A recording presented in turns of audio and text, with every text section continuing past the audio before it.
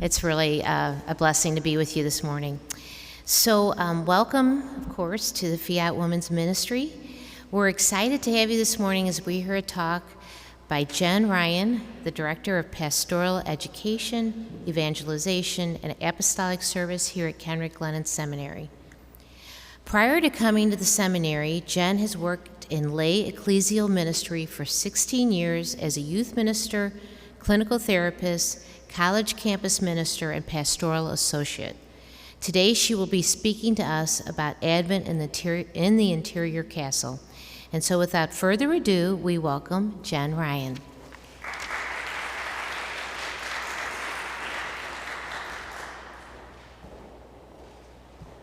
Good morning, ladies. It is a delight to be with you here today, especially in the season of Advent.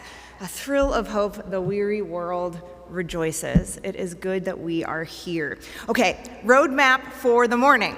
I would like to talk briefly about the why of our Advent preparations, and then use the wisdom of Teresa of Avila to go into our own interior castles, to go searching for the Christmas gifts that the Lord has hidden for us in our interior rooms. Okay, all right. So Advent is about preparing, right? We've all heard this. In fact, we as women, I think, are particularly good at preparing. We are good at noticing and anticipating the needs of others, right? And then we're good at recognizing what it takes to make stuff happen and procuring the stuff, putting it all together with a bow, right? We know how to prepare. But what is it that Advent is preparing us for? Because we prepare not to do, but to receive at Christmas. So all of our Advent doing, the stuff that we like, the stuff we have control over, all of this Advent doing is most rightly ordered when it's preparing us to receive at Christmas. Now, I think that a lot of us have gotten so good at this preparing part and the planning part that we've actually forgotten how to receive. So much so that receiving from others can feel uncomfortable to us. Think about receiving a compliment or receiving an unexpected gift, right? Sometimes receiving something from someone else can actually feel unrealistic. Like, okay, no one's really gonna give me something without expecting something in return. And if I don't have the thing right then, I get real uncomfortable. I'm so sorry. But if someone gives me something, don't they just want something from me? So my husband, my kids, my boss, my friends, if they give me something, do I really have the energy to pay them back? Like, wouldn't it just be easier not to receive anything at all? Oh gosh, I know how easy it's been in my life to start extending this to Jesus as well. And without realizing it, sometimes I can make my Advent about preparing to secure what I want at Christmas instead of preparing to receive something that He actually wants to give me. So my Advent plan sometimes can be around all of my what I want to do to make lists, or making not so subtle suggestions, sometimes sending direct links. Because I really don't expect anymore for my spouse, my kids, my friends, my parents to reach me, to know what it is that I actually want or need if I'm not the one setting it up for myself. And this can get really tricky if we apply this same logic to Jesus. If I don't expect or trust Him to do anything for me in prayer, then either I don't pray or I fill the prayer time myself instead of letting him fill the prayer time. So I plan what I want to do. I get to choose what I'm doing in my prayer time. I'm going to read this. I'm going to write this. I'm going to recite some prayers that somebody else wrote because I'm not actually giving God any space to do something for me. Maybe I'm even afraid he's going to show up at all. But at Christmas, we receive Emmanuel, God who is truly with us, who shows up. Are we ready to receive him into our lives the way that Mary received an actual baby into her life? It wasn't just about plans for the one day. She didn't just receive guests into her home for one day of the calendar year. We know receiving a baby changes the whole course of every day from that moment on. Do I make space like that for Jesus? Now, for those of us that are here today, it might be more about the gift we're preparing to give Jesus, right? Like, Jesus, hey, Merry Christmas. I did these devotions for you, and I avoided these temptations for 4 weeks here. I hope you like your gift. And if I give him this gift and then genuflect and move away to the rest of the plans that I prepared for everybody else without actually letting him give the gift of himself to me, am I allowing him to become incarnate in my life?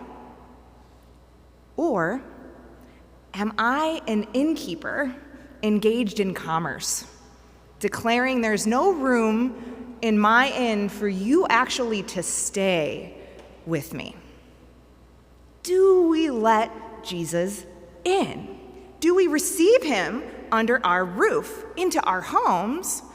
Do we give him that interior space to build up a residence to dwell in our interior lives?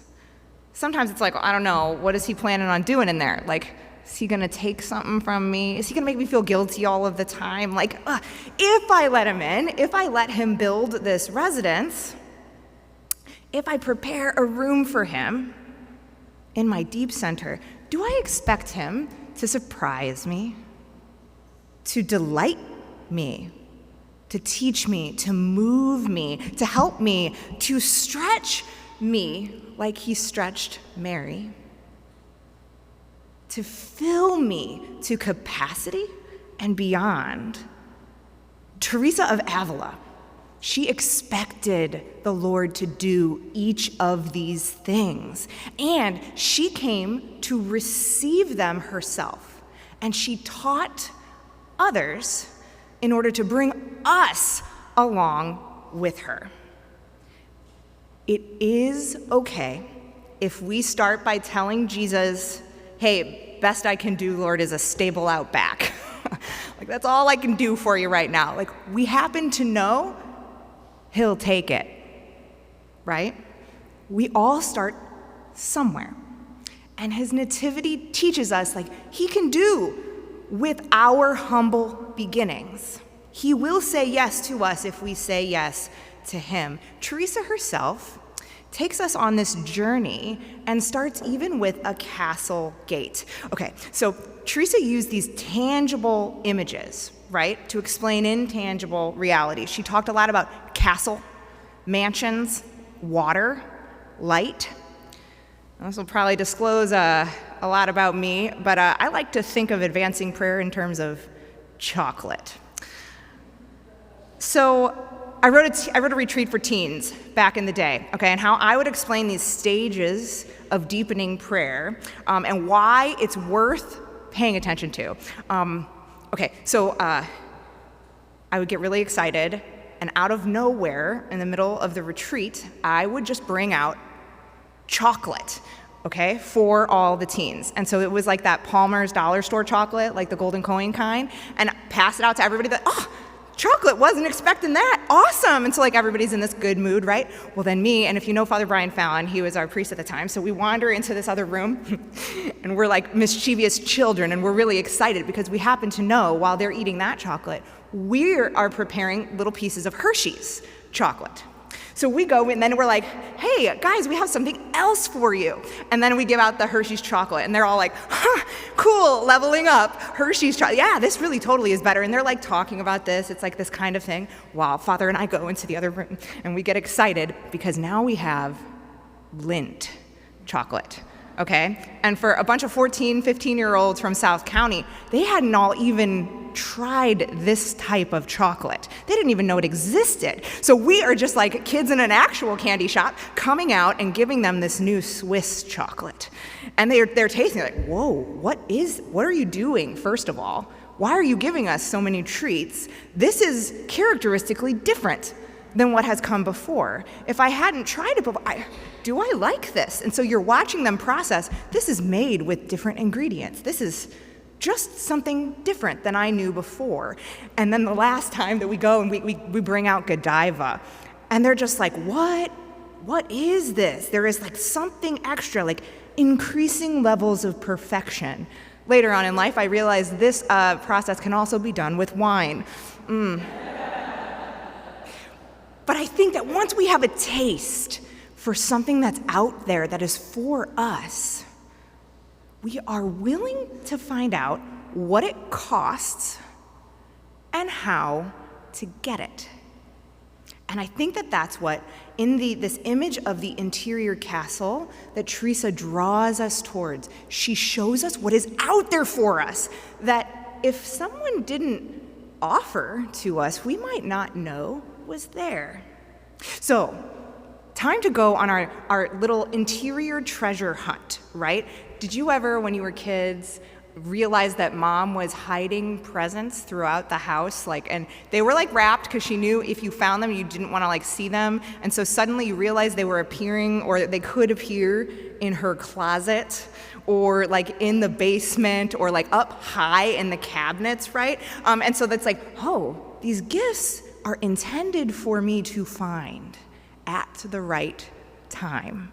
But they are hidden around the house. Isn't it interesting? We even wrap presents. I think the Lord does something similar. He allows certain things to be veiled for us so that in the process of discovery, there's almost extra delight. So let's take a little journey into our interior lives to find what we find there. Now, if you're very familiar with the Teresian castle, I want to mainly focus on the movement between first and second waters. And if you don't know what that is, we'll explain it a little bit.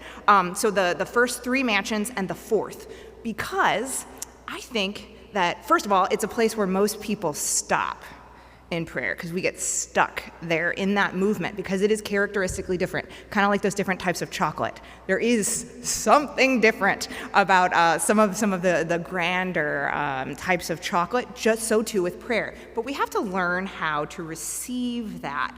Also, this is very Advent-y of us because it really does show us the difference between all the doing that we do in prayer, because we do a lot. I can. And letting something be done for us. So it's that movement and how we learn those stages that I kind of want to talk about. Okay, so there are seven mansions that Teresa describes, and they're kind of like concentric circles of many more mansions that are all around there. And we'll kind of go with this, but since we happen to be in a building that's a little bit castle-like, and you all had to come in from the outside into the castle, I want to use this building as an image, just one of many images that might help us to understand this journey, this process going into our interior lives, okay? So in the first mansion, so the 1, 2, and 3, she talks about this being first water, so they're related. So it's kind of like the movement coming into the mansion. You guys would have had to come through a gate to get onto the seminary grounds, right? So you had to make the choice to do that, to leave where you once were in the world and cross a threshold into a new space. You crossed this gate. So now in the prayer world, it's kind of like the starting point when people are like, oh, I would like to actually rid myself of sins and imperfections and attachments. And because I'm ridding myself of these really like serious sins and I'm trying to look towards something, I see there's something tall and beautiful in the distance that I'd like to go towards, okay? When we start to see this, yes, the king is dwelling inside the interior castle. The Lord is within the person who goes in there and seeks this out. But there's a recognition that like, oh, I'm still pretty far away. Right? I can't quite see where he is, but there's something about that space, and I'm willing to put myself there. We actually see this all the time because people come to the seminary grounds to walk or to ride bikes, but they stay in the outside, right? And you're definitely a part of the seminary. You're there, like you're recognizing something. It is beautiful out here, but you remain on the outside, the first mansions, where it's like, I'm gonna start letting go of a few things. I'm just gonna look around, right? Then we have the second mansions. And the second mansions are like stepping inside of the building when it's cold. So like today's a cold day, right? And so there is something about like, oh, I mean, like I'm totally fine out here on my own. Like actually it's very beautiful. I don't actually need anything else. I'm doing totally good out in the world, doing my thing. But it is kind of cold. What would it be like, somebody is standing there at the door and they're like, would you like to come warm up inside? And you're like, okay.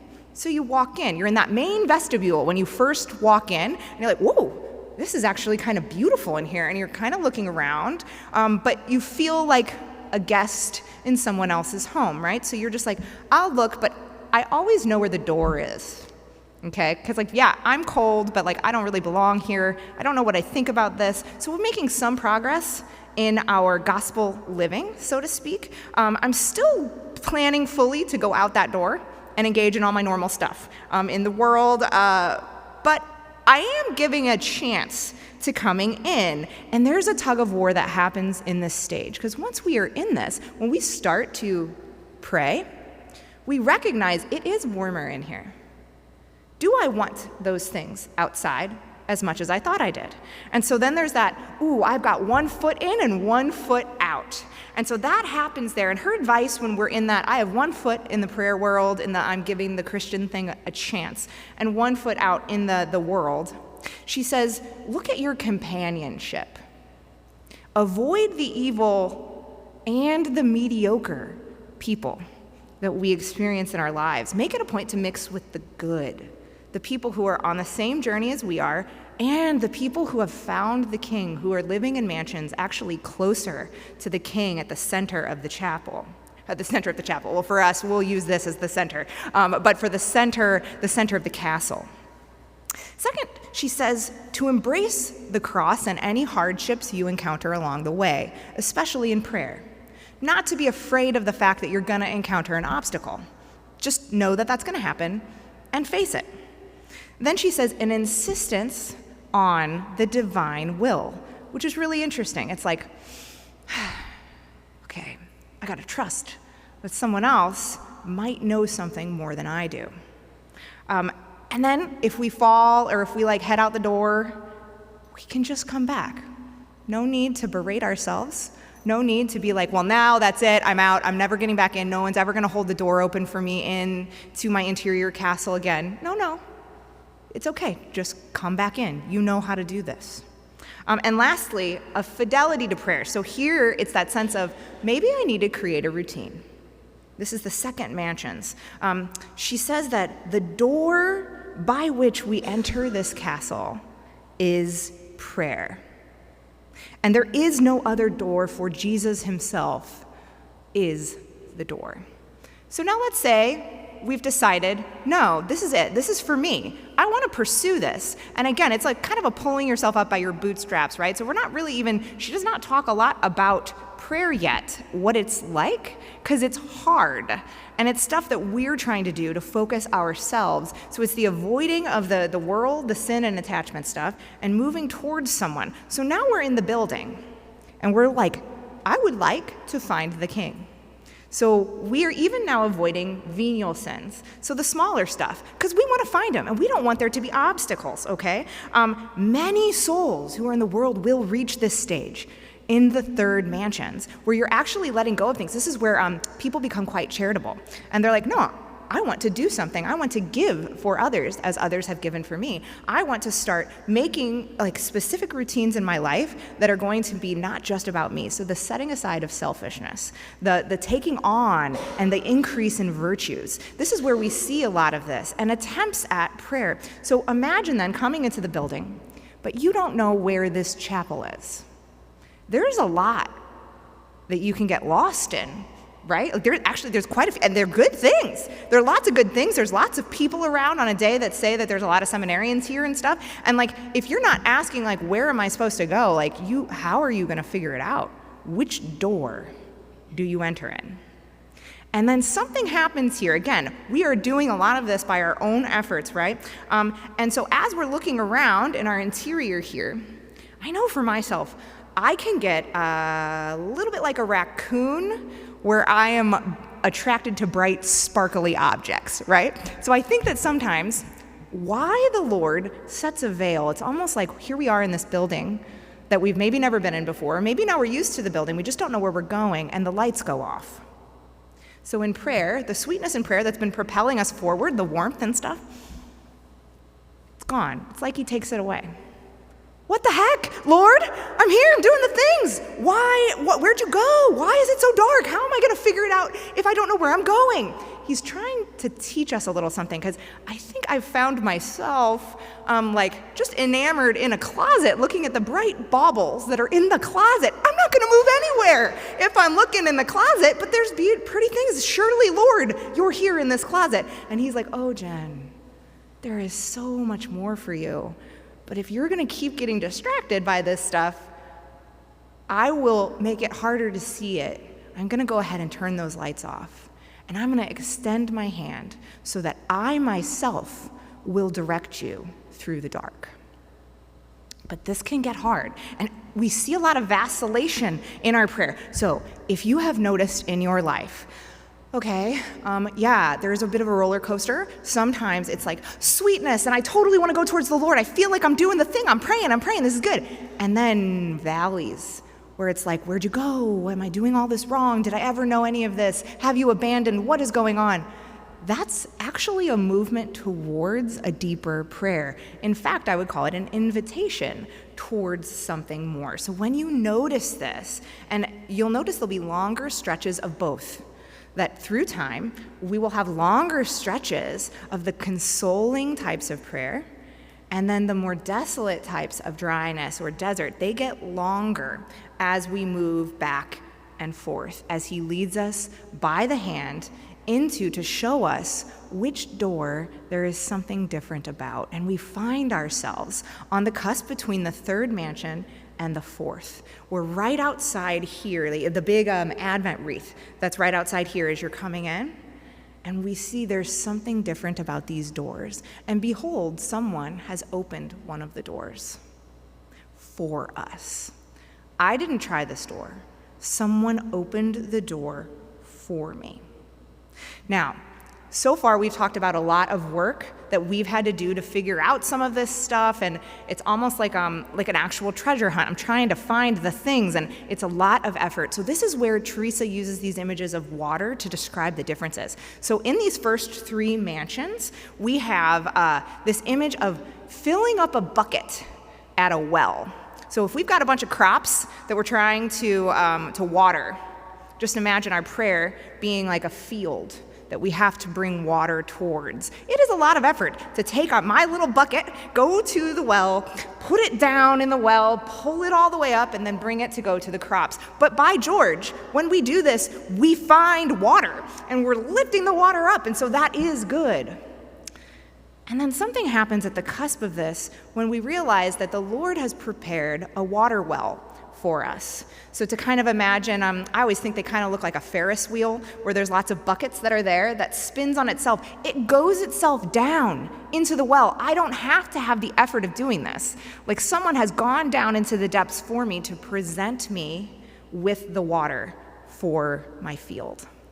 And that's like the cusp of moving into the fourth mansions. The door has been opened for us, and we begin to walk in. And that is where, okay, I mean, how long has it been since you actually allowed yourself to look at how beautiful this space is?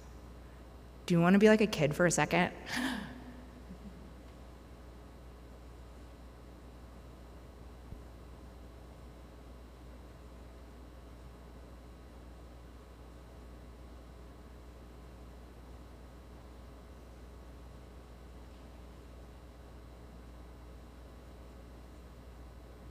It's really beautiful here.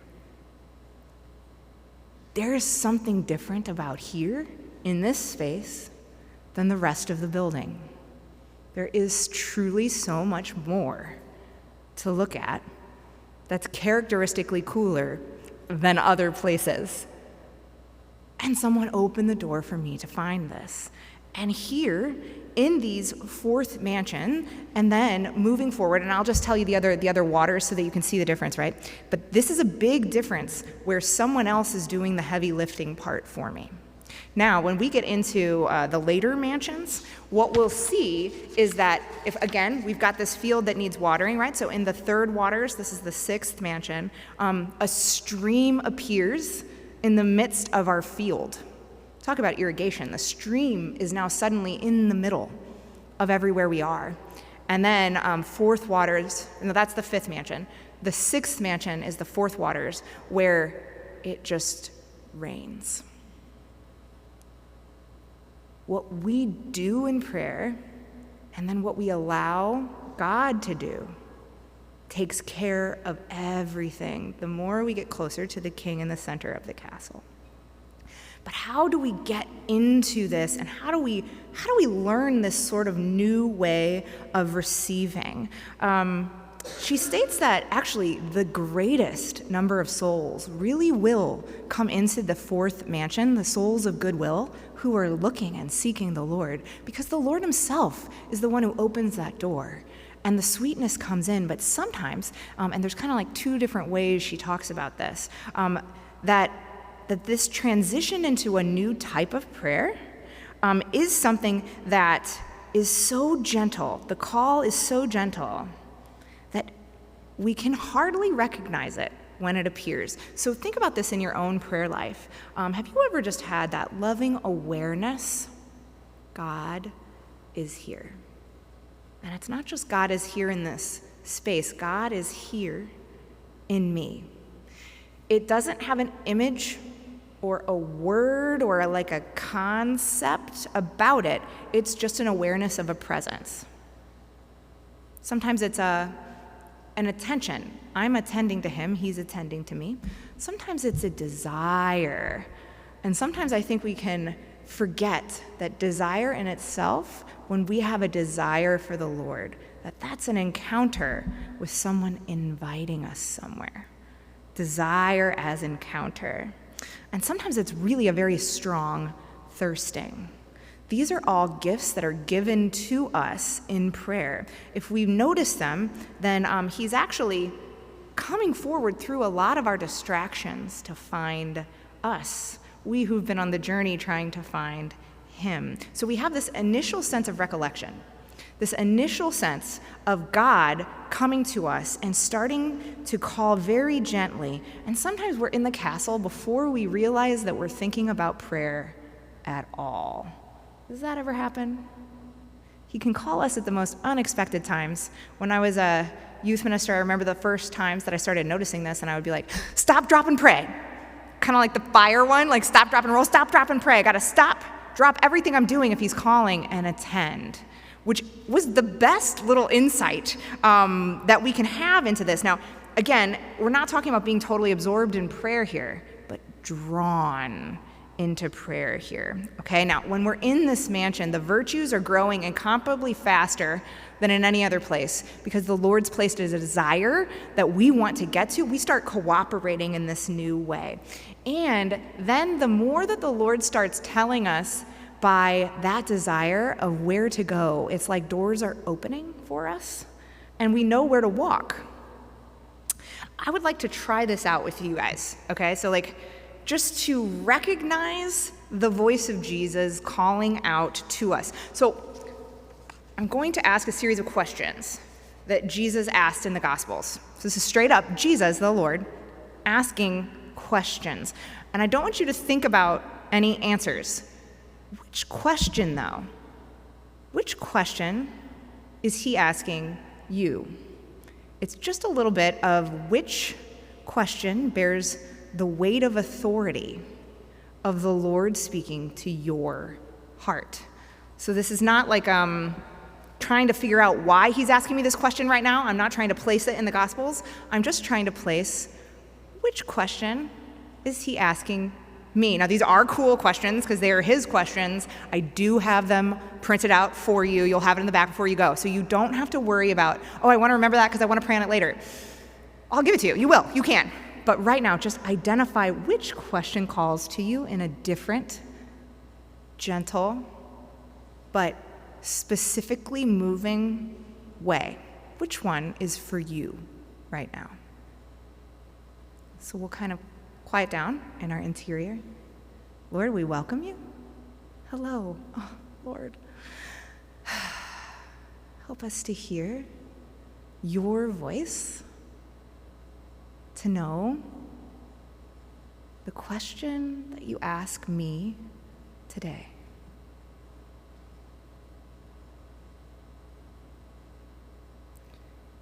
What do you want me to do for you?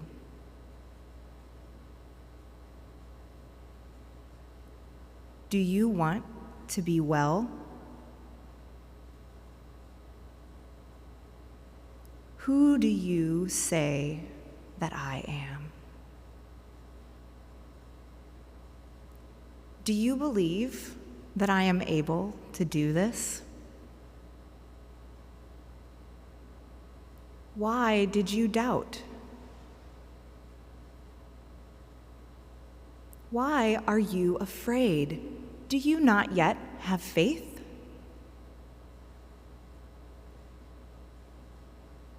Why were you looking for me? Did you not know I would be in my Father's house?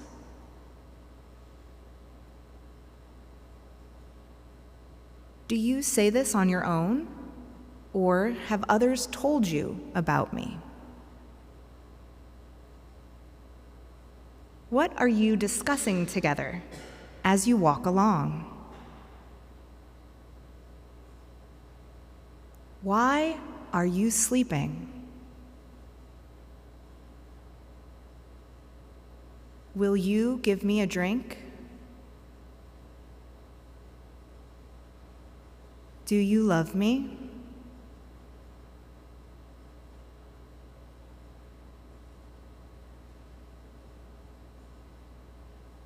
Of all those questions, which one is he asking you in this moment? We're not trying to go to work here. We're trying to just recognize the one that stands out. That's probably an impulse or an instinct that you have to the one question. Lots of cool ones. But there might have been one. Have you identified? I'm going to wait. I'm actually going to look. Give me a nod if you've identified a question. Nodding.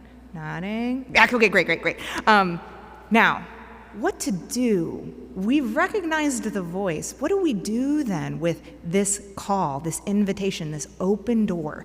A door has opened for us for prayer right now. Now, instead of trying to fill this ourselves, what would it be like to just allow Jesus' question to fill us? I don't know what part of the question he will present to you. Don't have to try to figure it out. Let him show you. There's a Jesuit writer, spiritual writer, Father Mark Thibodeau, that talks about imagining a lake, a magical lake. And in that lake, there rises things to the surface. And we just look and see what rises to the surface. We notice what it is, and then we're like, and we see, does something else rise? So let's take a moment with our question, our specific question that Jesus asks, that he asks us today. What happens as we just sit with that question?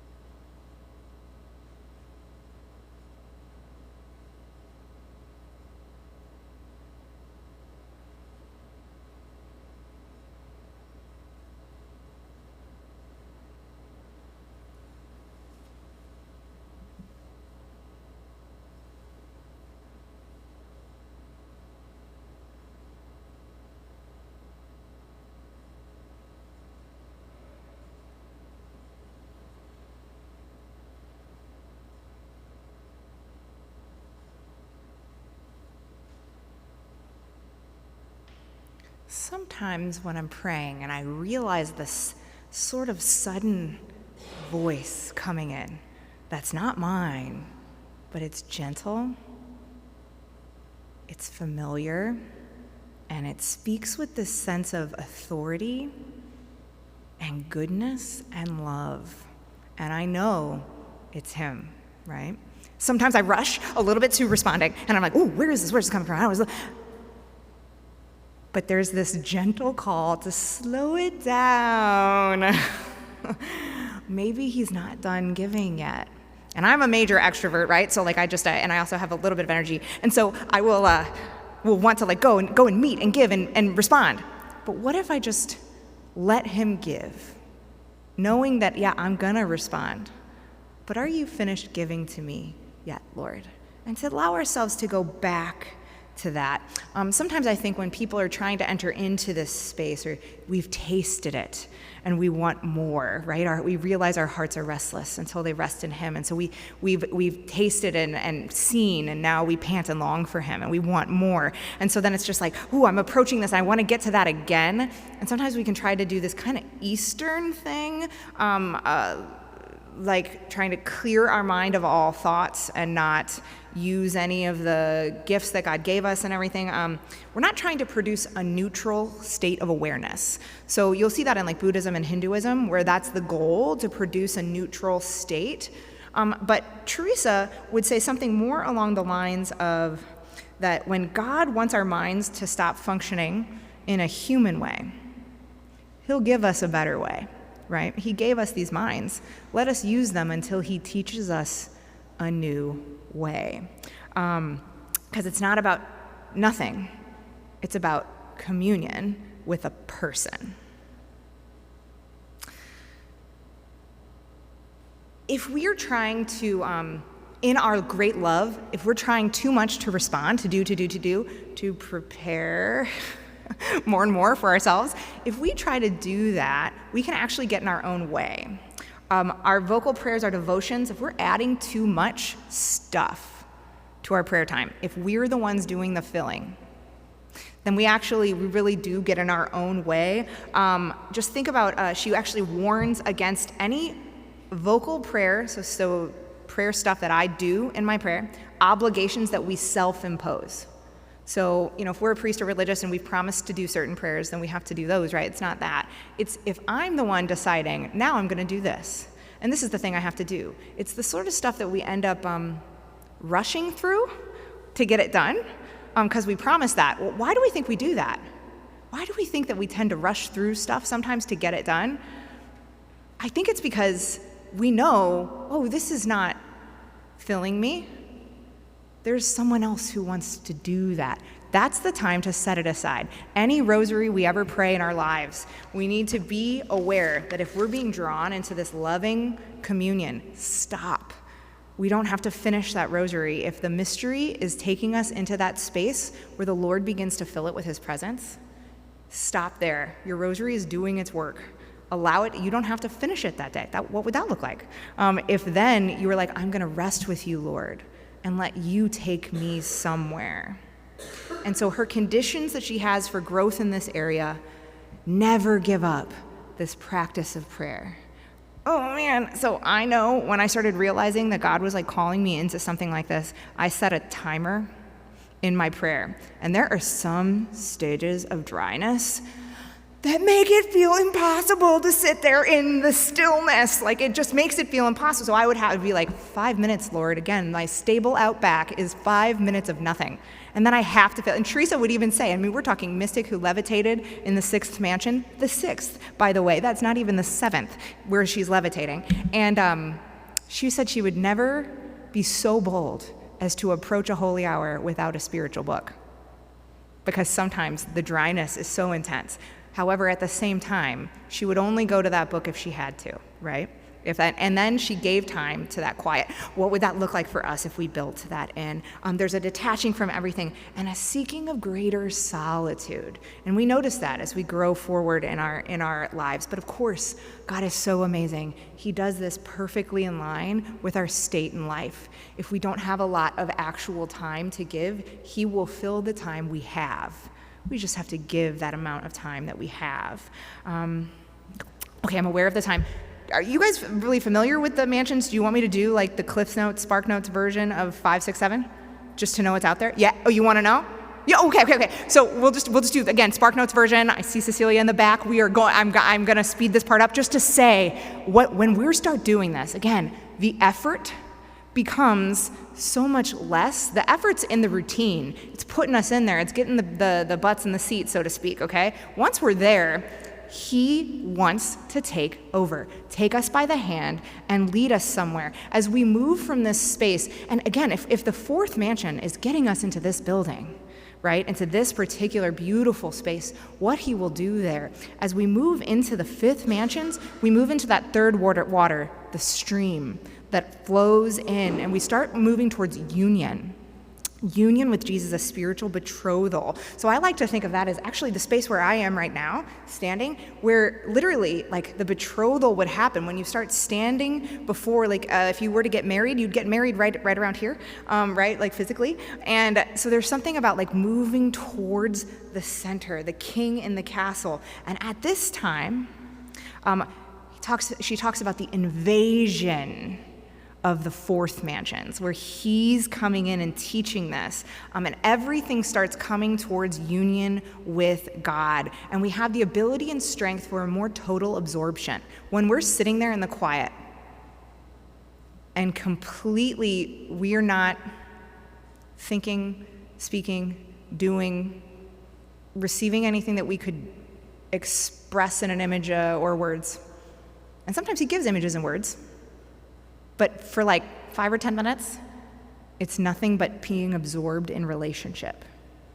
That's the world of the fifth mansions, and this is how she says it. She says, the consolation, the sweetness, and the delight are incomparably greater than that experienced in previous prayer. This prayer is a glorious foolishness, a heavenly madness. Often I had been as though bewildered and inebriated in this love. The soul would desire to cry out praises. It is beside itself. It cannot bear so much joy. So she talks about the intensity and certainty of the divine presence that actually forms an indelible mark on your soul. When you've had occasions like this, you will never forget them. There's such a touch of actual heaven that it goes with you from here to there. It's akin to what is called rapture. It is a union in the interior of the soul that is now satisfied with nothing that the world has to offer. And that's just the third water. In the sixth, we move into fourth water. So this is the world of ecstasy, rapture, transport, flight of the spirit, wounds of love, spiritual betrothal, and levitation. That can last for hours. Wild, but real. And it's something that's called to everyone. There's this normal progression of the prayer life that includes this. That's not even the seventh mansion. And then we have the seventh mansion of wedded union, where the soul remains all of its time in that center with its God. Christ is now its life, and the two cannot be separated. Just as when rain falls into a pond or a lake, you can no longer distinguish what drop is the soul and what is the ocean of God's love. Now, they are distinct. There is a drop that is the soul. You just can't tell them apart. So enmeshed have they become with each other. This is the call, what we're drawn into. This is wrapped in our interiors, waiting for us to come, to seek, to find, to engage, to discover in our relationships with God. We are being called forth towards the King who is in our deep centers. He wants to give of himself even this Christmas. So for us, let our preparing then be that which allows him to take up this residence in our hearts, that the doing actually gives way to a receiving. And so we pray together, Lord God, you are the King at the deep center of my heart. Keep drawing me closer and closer to you.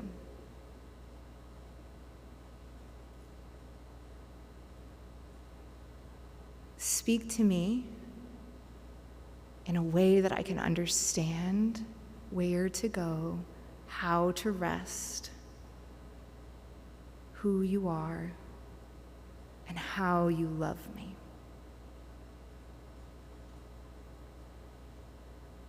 I believe that you can do this for me. I believe that you desire me. And for all the ways that I don't know how, Lord, help me to take your hand. Show me the way to you, to your heart, deep in my interior castle.